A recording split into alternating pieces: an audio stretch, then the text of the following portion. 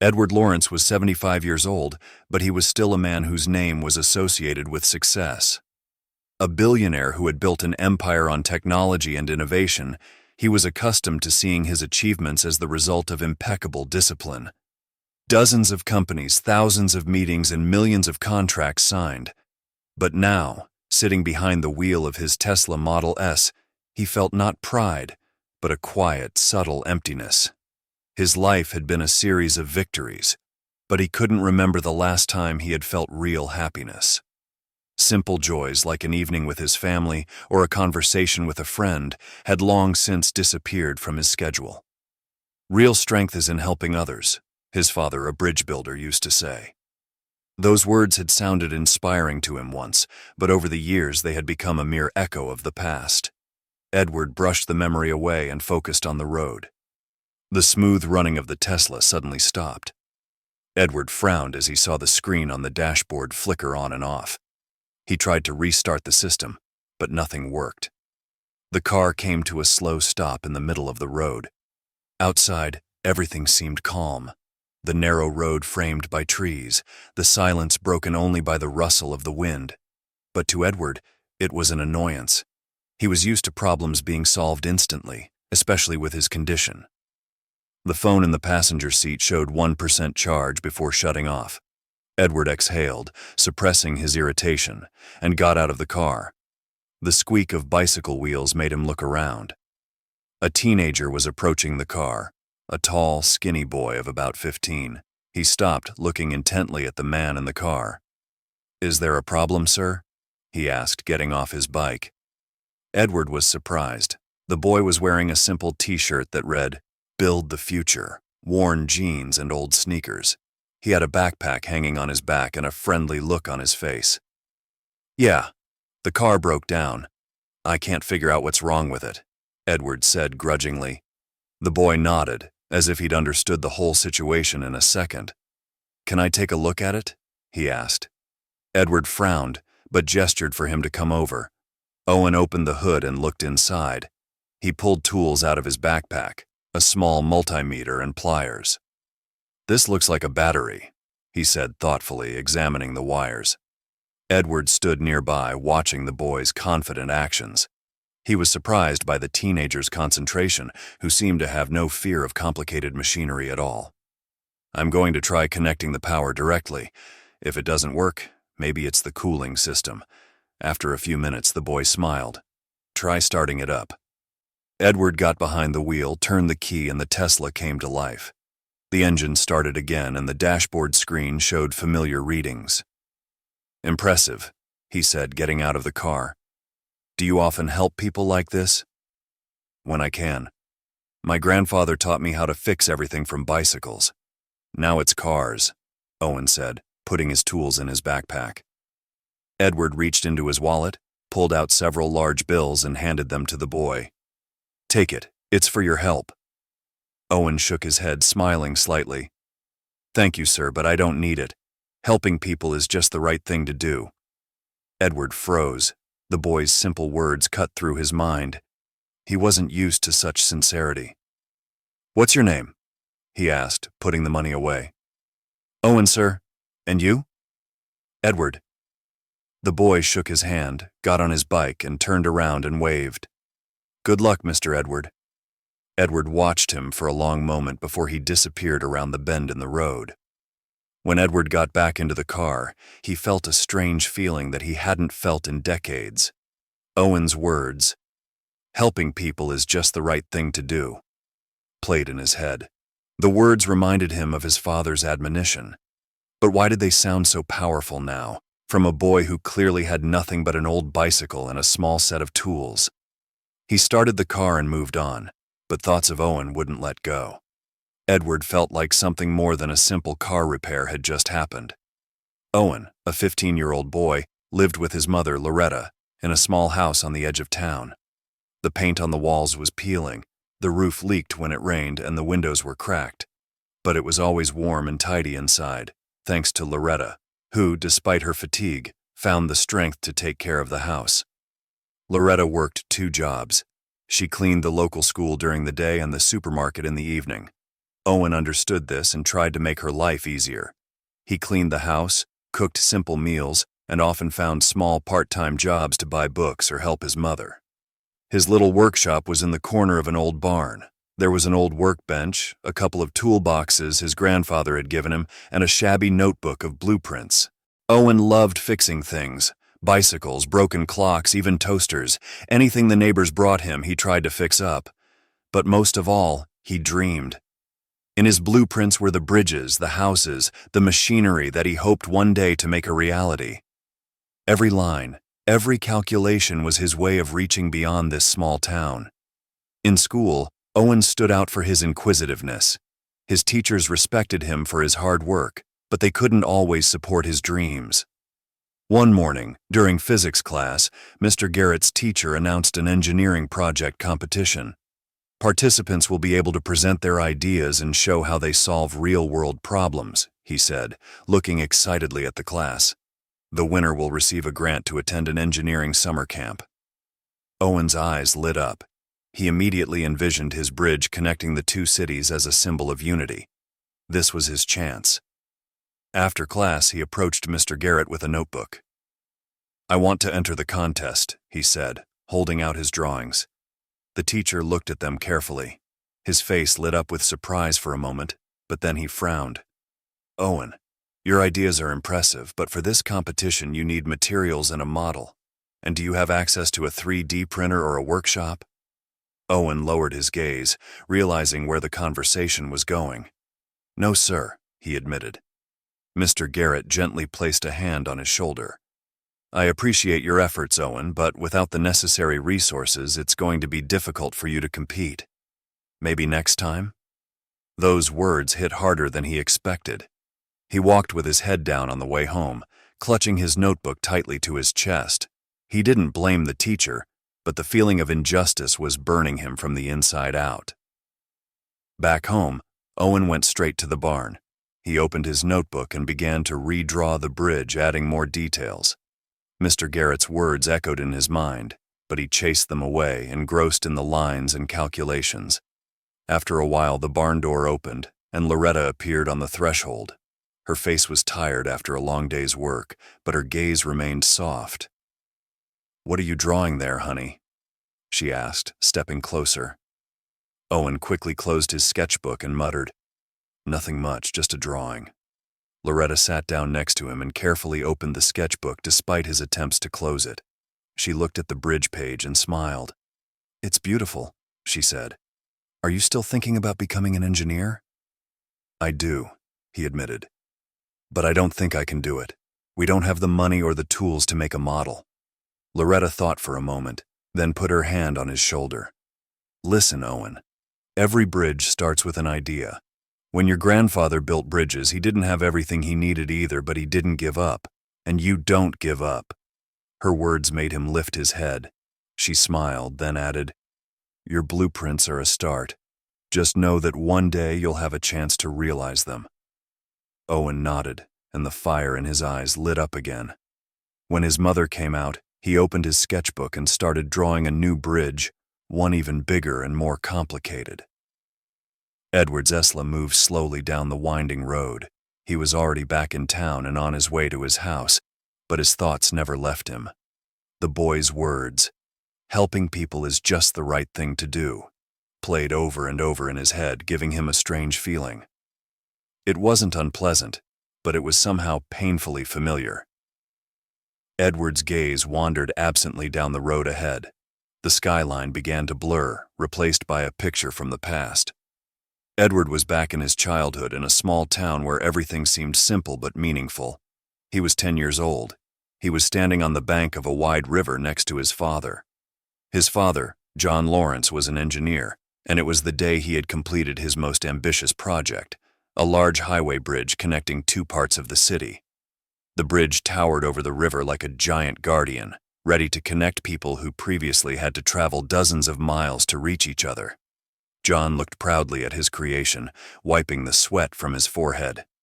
"Is this your work, Dad?" Edward asked, his voice full of admiration. "Yes, son," John answered, clutching the helmet in his hands. His voice was warm, but a little tired. And you know what the most important thing about this bridge is? Edward frowned, trying to find an answer. Is it very strong? He suggested. John laughed and put his hand on his son's shoulder. No, Eddie. The most important thing is that it connects people. Edward looked up, trying to make sense of his father's words. Why is it so important? John sat down next to him so that he was at his son's level and said, Bridges are not just structures made of steel and concrete. They are a symbol of how we can help each other. Without this bridge, people had to spend hours traveling to meet. Now they can be together. Those words stuck in Edward's mind like a foundation stone in a bridge. He watched as his father, after one more glance at his creation, headed toward the workers to give final instructions. At that moment, Edward felt proud of his father, but the years had made those memories blurred. Edward woke up when he heard the autopilot system beep quietly. He realized that the car was entering the city, but something had changed in his heart. The picture of his father on the bridge seemed incredibly vivid, as if it were yesterday. John's words came alive again. Bridges show how we can help each other. He looked at his hands, which held the steering wheel, and suddenly felt that for the past decades he had spent more time destroying bridges than building them. All his successes had centered on himself, his money, his power. But the boy, the same Owen, with his genuine willingness to help, showed him what was more important in life. Edward stopped the car at the curb, turned off the engine, and lowered his head. He realized he couldn't leave it at that. You were right, Dad, he muttered. Maybe it wasn't too late to fix it. He knew he had to find the boy, not for gratitude or redemption, but to do something real, something meaningful. Edward started the car again, turned around, and headed back toward the road where he'd met Owen. Edward, now determined to find the boy, headed for the small town where he'd first met Owen. The town was typical provincial, narrow streets, old buildings with peeling paint, stores with faded signs. Despite its outward modesty, he sensed a special warmth, as if everyone knew each other. He parked the Tesla in front of a small cafe and stepped inside. The tired man behind the counter looked up and nodded slightly, greeting the stranger. "Excuse me," Edward began, trying to speak calmly so as not to betray his nervousness. "I'm looking for a boy. His name is Owen. He's black, about 15, rides a bike. Do you know him?" The man smiled, wiping his cup, and nodded. "Sure. Everybody knows Owen around here. He helps anyone who's in trouble. Fixes bikes, makes repairs, even fixed some stuff at the store for me a couple times. Do you know where I can find him?"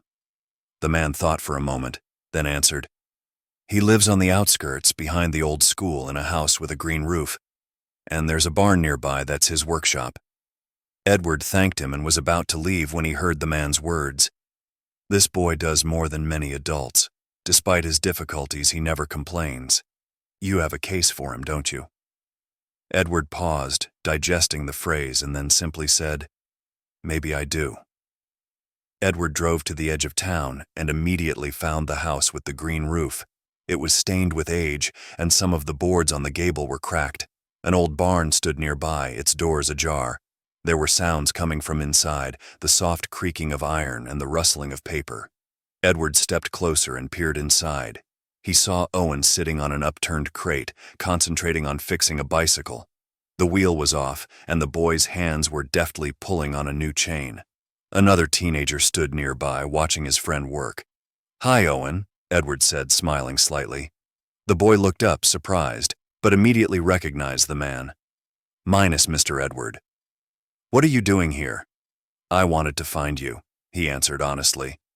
Owen's friend, seeing that the conversation was getting personal, quickly thanked him for the bike and left. When the teenager left, Edward noticed the notebook that lay on the edge of the desk. Its edges were ragged, but the pages were covered with neat lines and calculations. "Are these yours?" Edward asked, pointing to the notebook. Owen hesitated, but then nodded. "Yeah, just drawings." Edward picked up the notebook and began flipping through it. On one of the pages was a drawing of a bridge connecting two towns across a wide river. "What kind of bridge is that?" Edward asked, looking at the boy. Owen looked up and answered proudly, "It is my dream. I want to build bridges to bring people closer to each other." Edward froze, staring at the drawing. The words seemed to take him back to a time when his father had said something similar. He closed the notebook and handed it back to the boy. "You have a talent, Owen," he said, "and a dream that could really change the world." The boy smiled slightly but said nothing. Edward continued, "Did you ever think that someone could help you realize it?" Owen shrugged.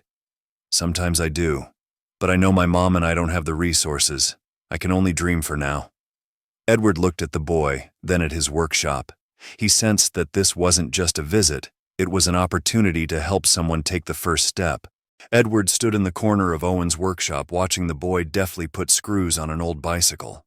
It was cramped inside, shelves littered with tools, old boxes of parts, and a makeshift table that had clearly seen better days. The smell of oil and iron mingled with the slight freshness coming through the cracks in the walls. "Are these all your tools?" Edward asked, looking around. "Yes," Owen nodded. "Most of them are from my grandfather. Some I found at the junkyard. Anything I can use, I try to fix." Edward stepped closer, watching the boy at work. Owen was concentrating on aligning the bike chain, checking its tension. His hands were steady, and it was obvious that this wasn't the first time he'd done this. "Can I help you?" Edward offered in surprise. Owen looked at him, surprised. "Do you know how to fix bicycles?" Edward grinned. "It's been a while, but I think I can try." Owen handed him a wrench. "Here you go, Mr. Edward. I need to tighten these bolts here." Edward took the tool and sat down on the crate next to the boy. They worked for a few minutes, Edward tightening the bolts, and Owen making sure that all the parts were in place. "You're doing a good job," Owen said. "Thank you. It must be a skill from the distant past," Edward said with a slight smile. When the bike was ready, Owen sat on it to test it. The wheels were spinning perfectly, and the boy looked back at Edward with a smile. "Good job. You've definitely fixed bicycles before."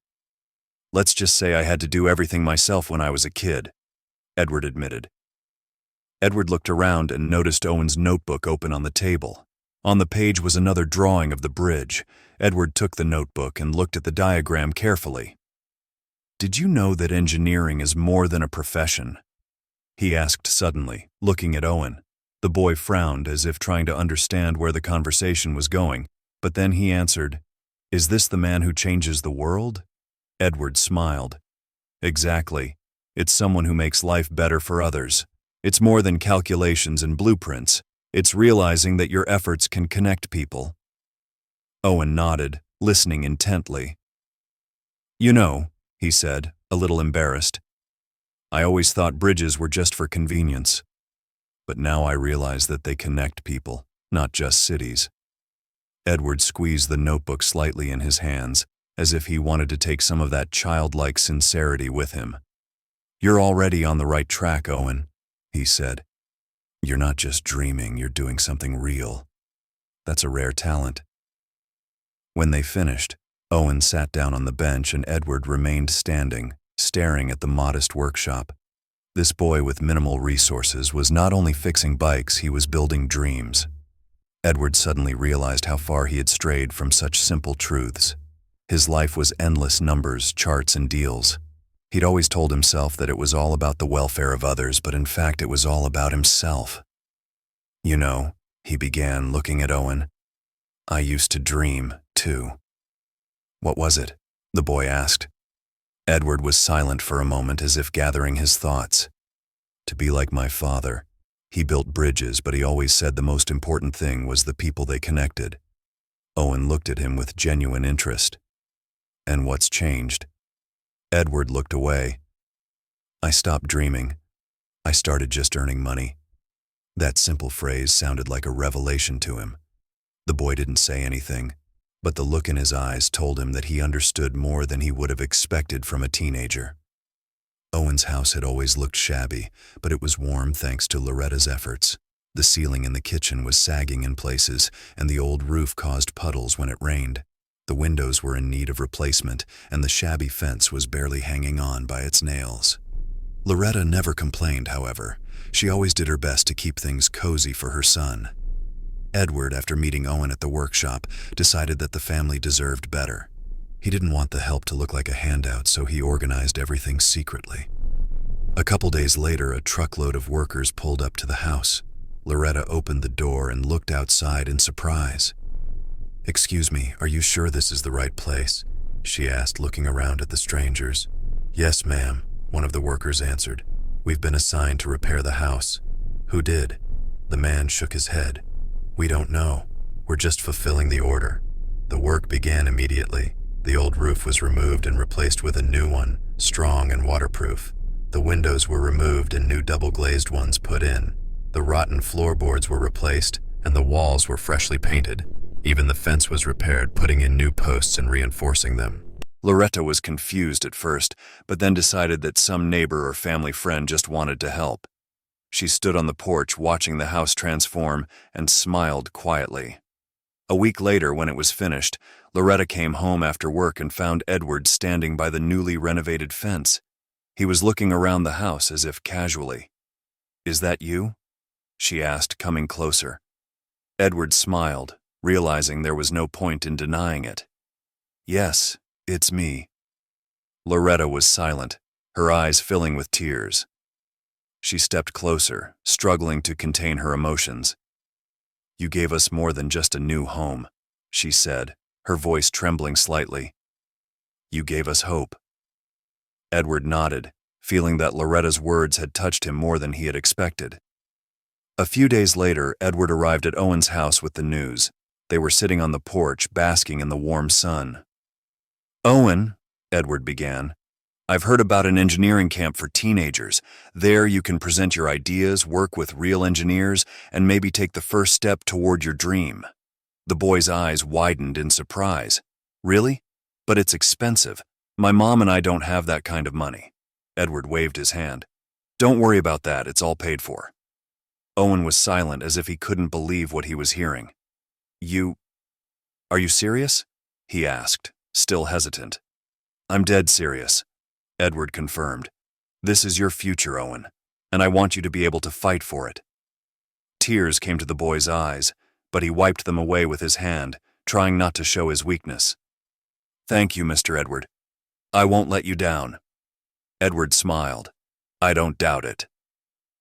A month later, Owen went to the camp.